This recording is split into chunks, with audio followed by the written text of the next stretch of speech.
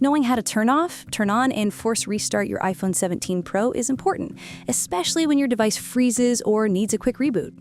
Each method is simple and can be done with or without the physical buttons.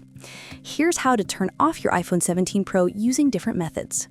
First, you can turn off your device using the physical buttons. Just press and hold the side button and either of the volume keys until the slide to power off slider appears.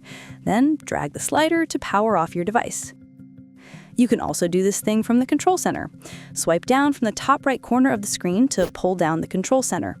Tap and hold the power icon at the top until the slide to power off slider appears, then drag it to shut down your iPhone 17 Pro.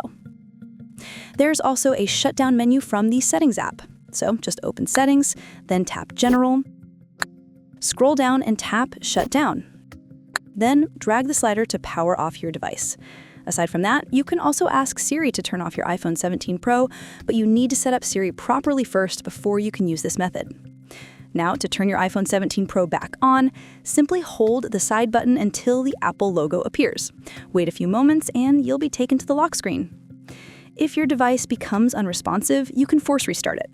To do so, press the volume up key, then the volume down key. Immediately after that, hold the side key until your iPhone shuts down, restarts, and shows the Apple logo. Once it appears, release the side key. Mastering how to turn off, turn on, and force restart iPhone 17 Pro ensures you can easily handle any minor software issue or freeze.